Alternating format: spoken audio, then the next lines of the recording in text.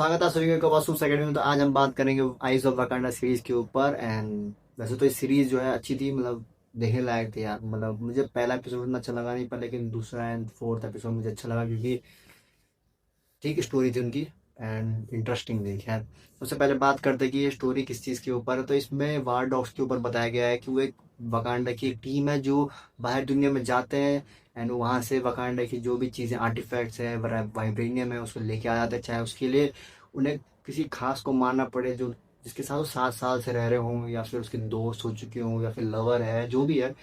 या फिर कोई लोग ऐसे हैं वकांडा के जिनको ये सौंपा गया था एंड वो उस आर्टिफैक्ट्स को लेके भाग गए, जिसके कारण ये सारी चीज़ें स्टार्ट हुई। तो सबसे पहले बात करते हैं हम पहले एपिसोड की, जिसमें कि और नकाटी दिखाया जाता है जो कि वकांडा का बहुत ही अच्छा सिपाही रहता है, वॉरियर रहता है। पर लेकिन वो आर्टिफैक्ट्स को लेकर भाग जाता है वकांडा से बाहर एंड वो रूल करने लगता है। और उसे लोग, उसके साथ के लोग जो है वो लॉयन किंग, लॉयन करके बुलाते हैं क्योंकि वो मास्क भी लॉयन वाला पहनता है। खैर, पर लेकिन तब एंट्री होती है वकांडा वाले एक नॉनी नाम की एक लड़की को बुलाते हैं जो कि बहुत ही अच्छी वॉरियर थी। एंड इसलिए बुलाते हैं उसे क्योंकि वो एक मात्र ऐसी वॉरियर थी जिसको खुद नगाटी ने नहीं सिखाया था, इसलिए उसके जो मूव्स थे वो बहुत ज़्यादा डिफरेंट थे उससे, जिसके कारण आज से पहले जितने भी लोगों को भेजा नगाटी को हराने के लिए वो सारे नगाटी के ट्रेन लोग थे। तो इसलिए नगाटी उन्हें हरा गया, इसलिए उन्होंने नोनी को भेजा ताकि वो उसे लड़े। एंड स्टोरी में यही होता है, वो भेजते हैं उसे एक जगह पे जो कि जहाँ पे लॉयन जो है हमला कर रहा था। एंड वो स्टोरी, जिस स्टोरी के कारण मार्वल का जो ये स्टोरी है पूरी सबसे पुरानी स्टोरी बन जाती है। इससे पहले कैप्टन अमेरिका की स्टोरी सबसे पुरानी थी जिसकी 1940 की थी। एंड इसके बाद सबसे पुरानी स्टोरी वकांडा की बन जाती है जो कि 1260 बीसी की है। एंड स्टोरी ऐसे शुरू होती है कि वो 1260 बीसी क्रेटे में जो लॉयन है, जो नकाटी है, वो हमला करता है। वहाँ पे नोनी पहले से ही रहती है एंड वो देखती है कि यार वो कैसा प्रताड़ित कर रहा है लोगों को। एंड वो वहाँ पे जाती है एंड वो वहाँ के उसके बेहतरीन सिपाहियों को मार देती है, जिससे वो बहुत ज़्यादा इंप्रेस हो जाता है। वो उसको बोलता है कि तुम मेरे साथ जुड़ जाओ, हम दोनों मिलकर राज करेंगे। बट ऐसा नहीं करते हैं क्योंकि उसका जो जो उसका मोटो था ताकि वो वाइब्रेनियम जैसी चीज़ों को बाहर ले जाके उन पे रिसर्च करें एंड और ज़्यादा एडवांस वेपन बनाए एंड वकांडा को हराएं एंड ताकि पूरे वर्ल्ड पे वो राज कर दे। उसका ये मकसद था, जिसके कारण नॉनी उसको ना बोल देती है एंड वो बोलती है मैं सिर्फ वकांडा को सर्व करती हूँ एंड मैं उसके अलावा किसी को नहीं मानती एंड मैं ना किसी के ऑर्डर्स मानती हूँ। तो वो उसको हरा देती है। बट लेकिन वो ब्लास्ट हो जाता है उनके पूरे शिप पे, जिसके कारण लास्ट में तो उसे कुछ भी नहीं मिलता, बस एक मास्क मिलता है जो भी वो भी वकांडा का ही रहता है। बट लेकिन जो हैमर एंड बाकी एक दो चीज़ और रहती है वो सारी पानी में डूब जाती है एंड उसे नहीं मिलता। बस इतनी ही स्टोरी है। लास्ट में पता चलता है कि नॉनी वापस चली गई, उसकी एक आँख चली गई है। एंड लोग वकांडा वाले बहुत ज़्यादा इंप्रेस थे उससे कि तुमने इतने बहुत अच्छी काम किया एंड वगैरह वगैरह। तो वो वार डॉग्स में शामिल हो जाती है। इसके बाद सेकेंड एपिसोड में हमें दिखाया जाता है कि ग्रीक्स जो हैं वो ट्रोजन पर हमला कर रहे हैं, जो कि आपने सुना होगा ट्रोजन हॉर्स वाली स्टोरी, जिसमें कि एक घोड़ा बेस है जिसके अंदर सिपाही रहते हैं। वो वाली स्टोरी के ऊपर ये है कि जिसमें ग्रीक्स जो हमला करते हैं, पर उसके साथ ग्रीक्स के साथ एक ब्लैक इंसान रहता है जो कि वकांडा का रहता है, उन्हें पता नहीं रहता। एंड अखिलीस जो है उसका बहुत अच्छा दोस्त है, 5-6 साल से है। एंड उसने जो उसका जो वकांडा के स्पाई का नाम रहता है मेनोन। एंड मेनोन जो है उसकी कई बार हेल्प की अखिलीस की, उसे कई बार बचाया है। तो अखिलीस को बहुत ज़्यादा भरोसा उस पर लेकिन ग्रीस वाले बोलते हैं कि यार स्पाई है, ये भी तुम्हें धोखा दे देगा। बट लेकिन अखिलीस बोलता है ऐसा कुछ नहीं होगा, मैं उसको बहुत ज़्यादा विश्वास करता हूँ। बट लास्ट में जब वो ट्रोजन हॉर्स भेजते हैं सब कुछ अच्छा चल रहा रहता है। बट लेकिन जो मेनोन है उसे बस रानी का जो गले में जो लॉकेट रहता है उसे वो चाहिए रहता है। तो वो उसे ले लेता है एंड रानी को जान देता है। तो अखिलीस देख लेता है कि तुमने मुझे मरते हुए छोड़ दिया एंड तुम ट्रोजन हो। तो वो बोलता है मैं ट्रोजन नहीं हूँ, मैं किसी की साइड नहीं हूँ, मैं वकांडा की साइड हूँ। ठीक है, मुझे ये लॉकेट चाहिए, मुझे ये लेके जाने दो, मैं तुम्हें भी छोड़ दूंगा। मुझे इस लड़ाई से कोई मतलब नहीं। बट लेकिन अखिलीस मानता नहीं है, उनके बीच में लड़ाई हो जाती है। अखिलीस वो लॉकेट ले लेता है, वो मानता नहीं है उसको देने के लिए। तो मैंने उनको मजबूरन उसे मारना पड़ता है एंड वो बहुत अच्छा दोस्त मानता था उसको, जो कि बहुत अच्छी स्टोरी लगी मुझे ये वाली। इसकी बताया नहीं कि कौन से साल में इस्टेब्लिश है। बट लेकिन एट लास्ट जब वो अखिलीस को मार देता है, वापस वकांडा जाता है, तो हमें देखने को मिलता है कि नॉनी जो है वो डायरेक्टर बन चुकी है वकांडा में। एंड मैनॉन बहुत ज़्यादा सैड हो जाता है क्योंकि उसको अपने दोस्त को मारना पड़ा। एंड वो बोलता है मुझे बाहरी दुनिया में रहना है, मुझे नहीं रहना यहाँ।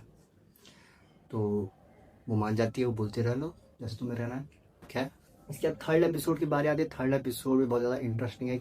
चाइना में 1400 एडी, अब एडी में पहुंच चुकी है स्टोरी। सो चाइना में उन्होंने फिर से एक आदमी को भेजा हुआ है जो वहाँ से वाइब्रेनियम को लेके आएगा, बट लेकिन वो वाइब्रेनियम की जगह पूरा एक ड्रैगन का मुंह लेके आता है। उसकी जीप पे एक वाइब्रेनियम बना था, उसको लेके आया था, बट लेकिन वो निकलता नहीं उससे, तो पूरा ड्रैगन का मुंह लेके आता है, जिसके कारण लेके तो आ जाता है, वकांडा तक पहुंच जाता है शिप से उड़ते हुए बहुत आसानी से।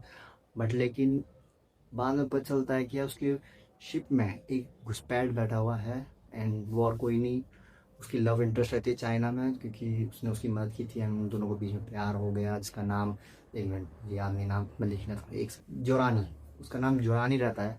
एंड वही आयरन फिस्ट है इस स्टोरी में, बस इतनी ज़्यादा बड़ी स्टोरी नहीं है आयरन फिस्ट की, बस ये बताया गया है कि वो चाइना की आयरन फिस्ट है, एंड वो लव इंटरेस्ट है बादशाह की, जो कि वार डॉग में काम करता है, एंड वो वहाँ से वो ड्रैगन का मुंह लेके आ गया वगैरह वगैरह। उनके बीच में लड़ाई शुरू हो जाती है, एंड जो आयरन फिस्ट है वो बहुत ज़्यादा लोग वहाँ के लोगों से लड़ाई करती है। बट ये बात जो है हाई काउंसलर को पता नहीं चलता, उसको लगता है कि ये सारी गलती बादशाह की है, बट लेकिन बादशाह को उससे प्यार आता है जोरानी से, तो वो चाहता है कि वो किसी को पता भी न चले एंड सब कुछ सॉर्ट कर दो। तो जोरानी को लड़ते लड़ते बताता है यार कि मुझे ये हमारी चीज़ है, पर जोरानी बोलती है हमारी चीज़ है, पर लेकिन वो बोलता है कि ये सारी चीज़ें हमारी कई साल पहले थी, बट वो बोलती है अब वो हमारी है, हम उसे पूछते हैं।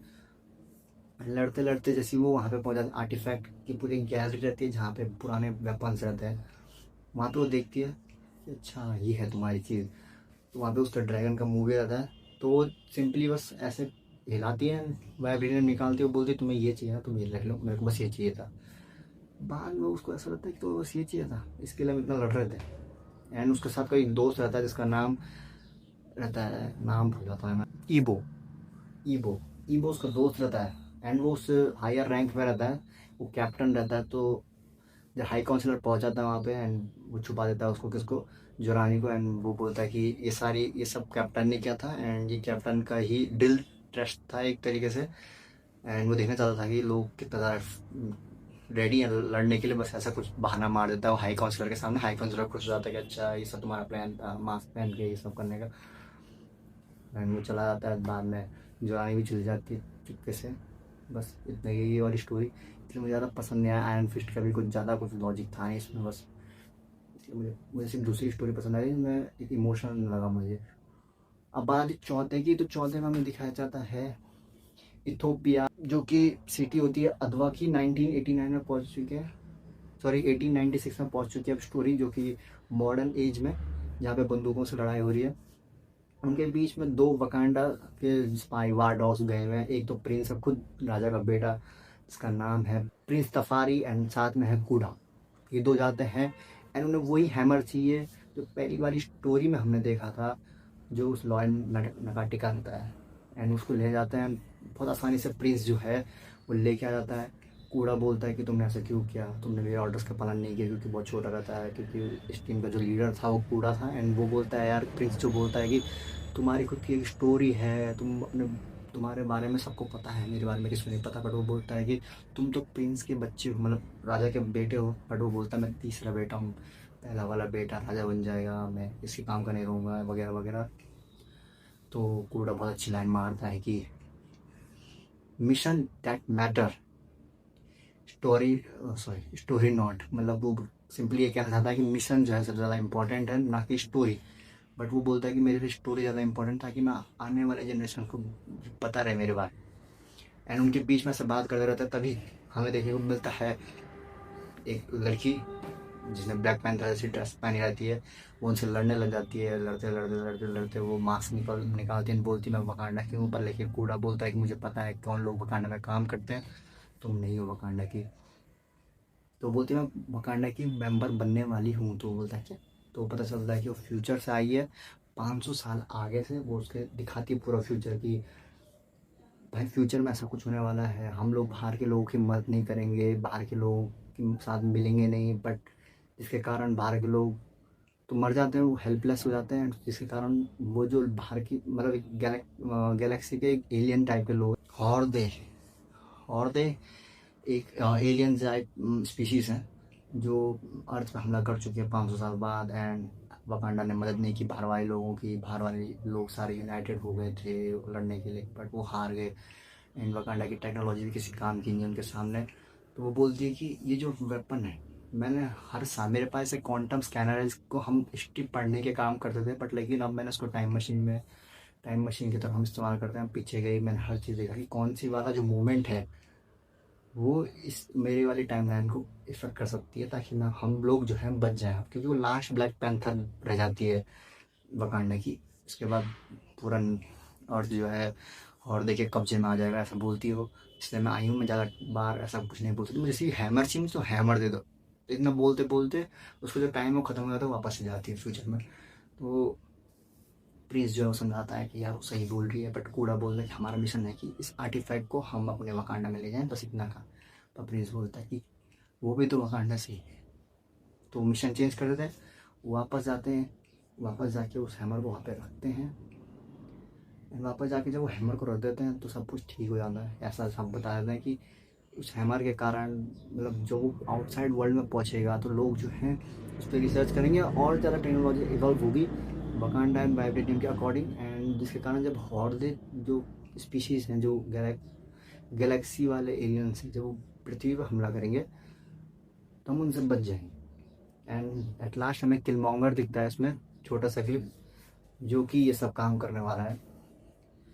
And बस यहीं पे स्टोरी एंड हो जाती है, जो कि लास्ट वाला एपिसोड मुझे अच्छा लगा एंड दूसरा बहुत ही अच्छा लगा।